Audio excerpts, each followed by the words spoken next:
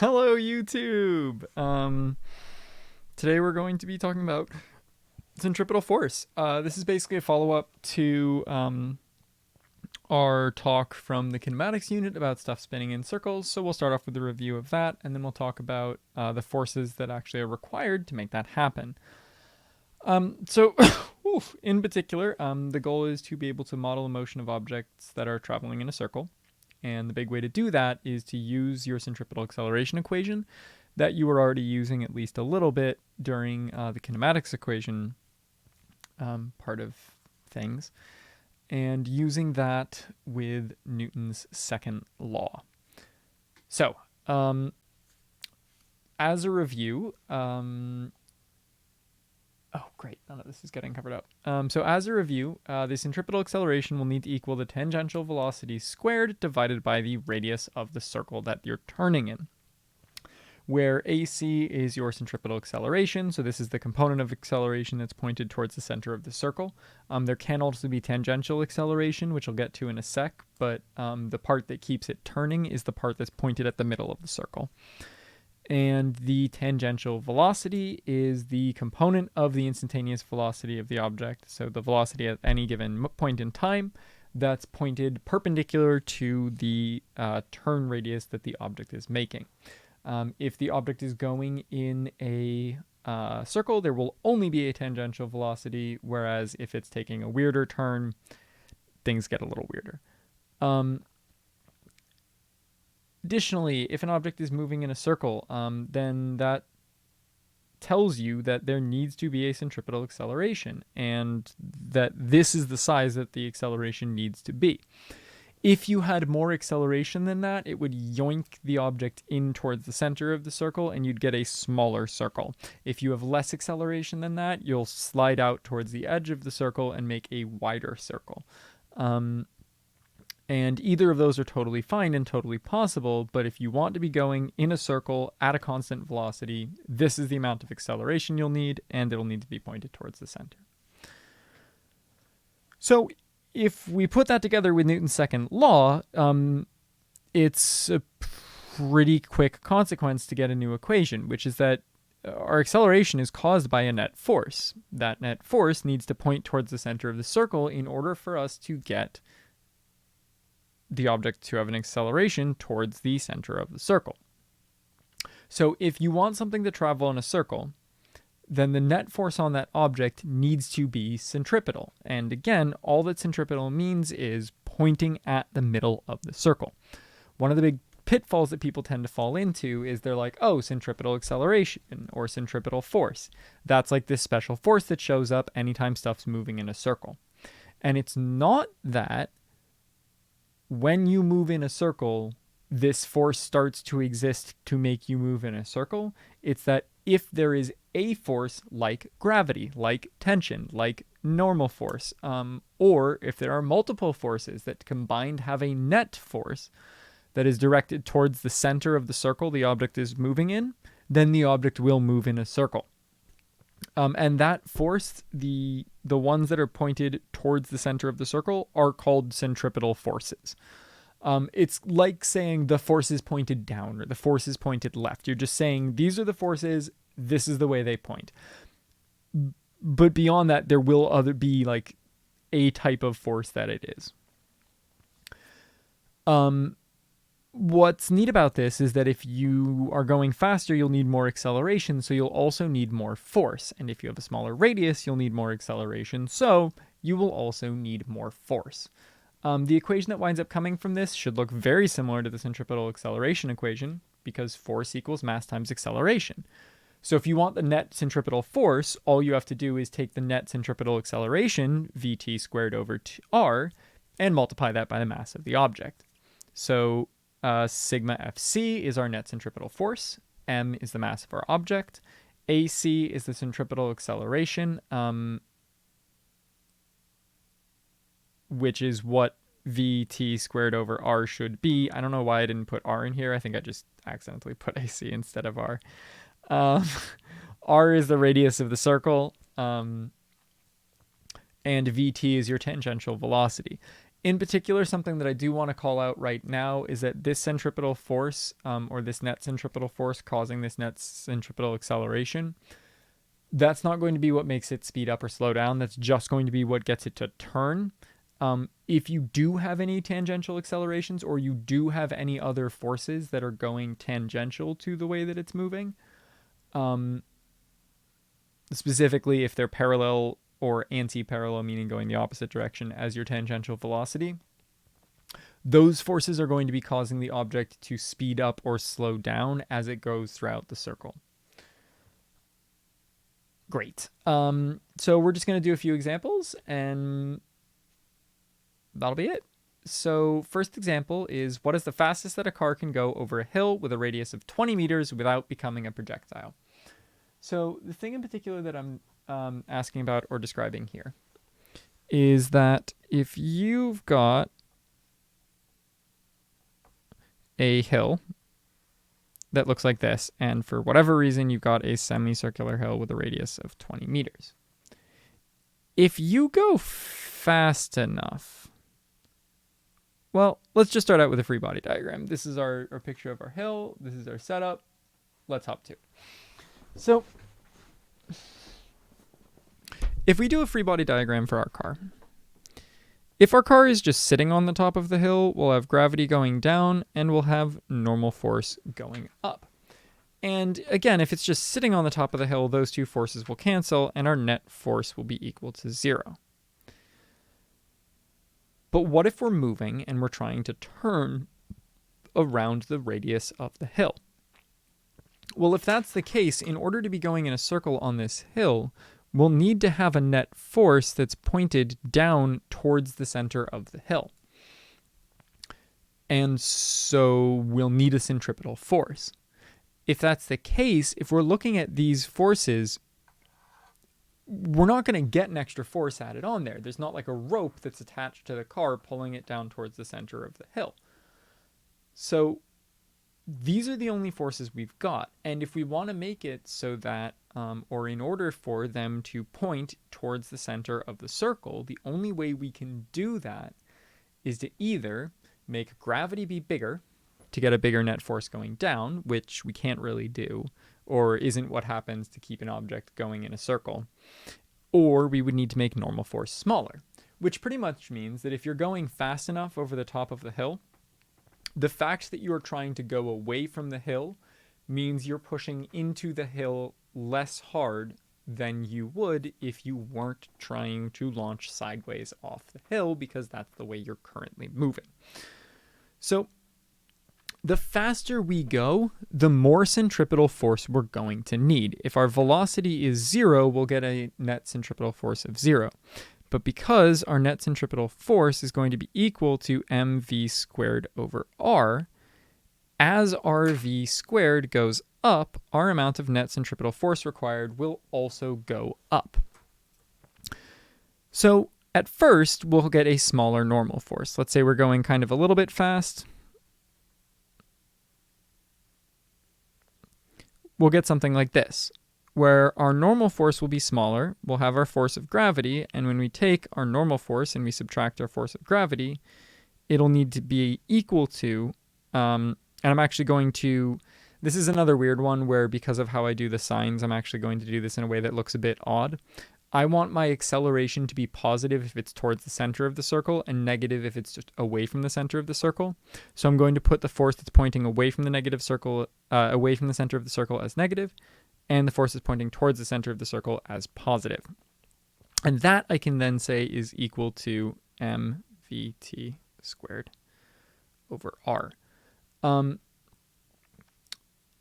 in this case, as long as our gravity is bigger than our normal force, we'll be able to make it so that we can get mvt squared over r.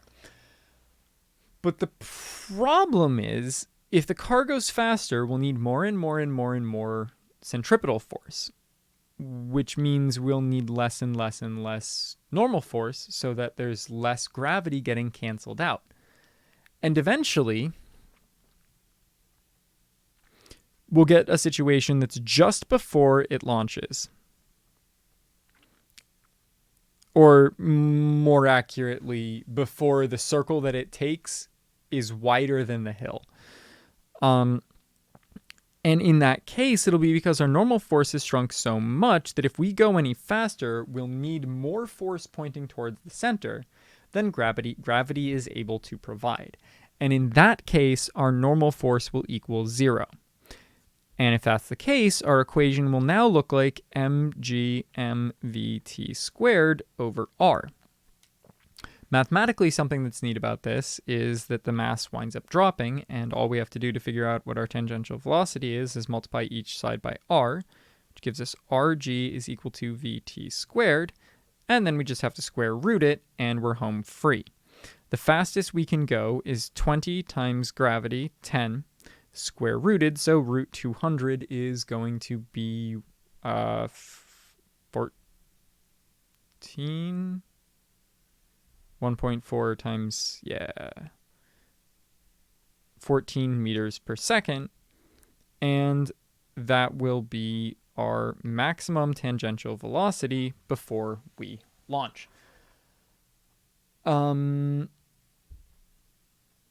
If you do go faster than this, what'll wind up happening is your car, which originally was up at the top of this thing, will want to go in a wider orbit. That wider orbit or wider circle will look something like this, which means you are no longer going in a circle, you are a projectile, and you have effectively stopped traveling along the road. And people get a very miniature version of the... I was going to say something wrong. If you ever go over the top of a hill too quickly in a car, you might actually feel a little bit of this. You can feel that weird butterfly feeling in your stomach. You can feel a little bit lighter. And it is actually effectively because there's less normal force on you, and your body is like, we're getting launched. We're in the air. This doesn't feel right. And that's what you experience as sort of weightlessness or anything like that. So that's one way that you can use this type of thing is oftentimes you'll be in a situation where the way you're modeling it, the forces will be changing to make there be a certain amount of centripetal force. You'll either need more normal force or less normal force, or more friction or less friction to get the thing to actually go in a circle. And you can use those tipping points where you're like, well, I can't get it to go bigger than this. I can't get it to go smaller than this, to figure out the fastest or slowest you can go before something else happens. An example of this is sort of an old physics classic, which is a specific carnival ride called a Turkish twist. A Turkish twist is a ride that you've got this sort of big old circle filled with people standing against the walls. And the ride winds up spinning really, really, really, really quickly. And once it's spinning fast enough, the floor drops away, and people are just held against the wall by the centripetal force. Or at least that's what it feels like. The more accurate thing to be saying is that the people are moving so quickly that as they try to, that their bodies are trying to smush through the wall. And the wall has to push them away from it towards the center in order for them not to fly through the wall. So it's not that you're getting pushed into the wall, it's that the wall is, it's not that you're getting pushed into the wall, it's that the wall is pushing you away from it, and you push yourself into the wall with your mass, and the fact that your body is moving very quickly trying to go through the wall. So a little bit on, and that's pretty much what A is. The centripetal force in this case is actually the normal force from the wall. And so what happens if we're looking at a top-down view is that we've got our person, and that person has their back against the wall, which is supplying a normal force towards the center. That normal force is your centripetal force. And real quick, the coefficient of friction with the wall for part B is 0.6. The radius is 5 meters. All right, great. So if we think about this thing from the top and the bottom, we can get a little bit more of a clear view what's going on. our person is sort of standing here against the wall. And if I do a free body diagram for them, there needs to be a force pointed towards the middle of the circle. Otherwise, they wouldn't be going in a circle. They would be going through the wall. There's going to be a force dragging them down of gravity. There's going to need to be a force going parallel to the wall or up that's stopping them from falling. And in this case, that's going to be friction. In fact, it's going to be static friction because they're hopefully not sliding against the wall. So even though they're moving, because they're not slipping, it's static friction. The force that's keeping them pointed towards the center of the circle is the only thing left that's touching them, which is the wall, pushing them again to stop them from going through the wall. So that'll be a normal force from the wall. Now that normal force from the wall is going to be related to the friction from the wall. If it's static friction, then the maximum our static friction can get is going to be equal to mu times our normal force from the wall. If we go faster, then I guess I do want to set up our last equation before I start talking about the results. Our last equation here, two equations honestly, are that our centripetal acceleration is going to need to be equal to, so this is centripetal, and that'll be that our net centripetal force will be equal to mvt squared over r. This is useful because we want to learn about the velocity, and so we'll include the part about the velocity. If we just wanted to know about the acceleration, we wouldn't actually need this. We could just do acceleration and it'd be totally fine. Our net centripetal force here is the normal force from the wall. That's in fact our only centripetal force. We keep our mass, we make our velocity of the object squared, and we divide that by the radius. If I want to find this velocity then, I'm going to need to know the radius of the ride, which I do, the mass of the person, which I can't know because a lot of different people try to ride this thing, and I'll also need to know the normal force that's on the person from the wall. The only other equation I know that has the normal force, so this is sort of our step one, is to think about the net force that's on the thing.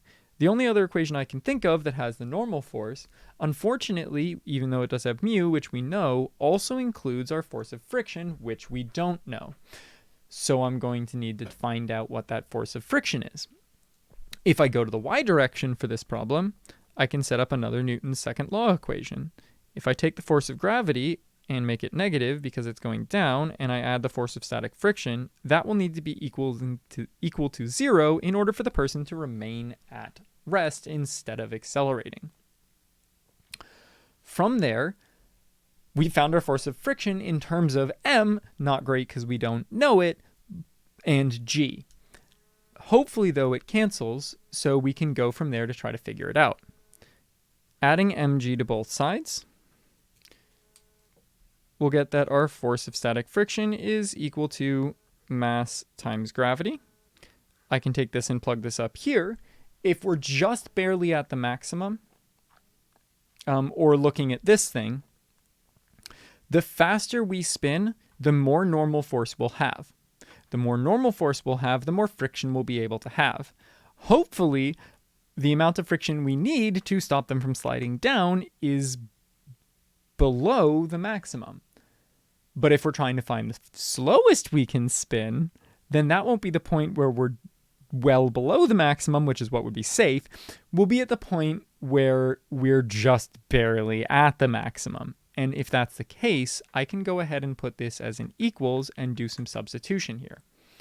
Doing that out, what I'll wind up with is that mg will equal mu times Fn for the wall. So if I want to figure out what normal force from the wall needs to equal, I can just divide each side by mu. At this point, I'll get mg over mu is equal to my normal force from the wall. If I take that normal force from the wall and plug it in up here, we'll get that mg divided by mu is equal to m tangential velocity squared over my radius. Sorry, I know that was all out of the camera for a bit. From there, I just have to multiply by r, divide by m, multiply by r, divide by m. The mass drops once again, and what we're left with is that our tangential velocity squared is equal to our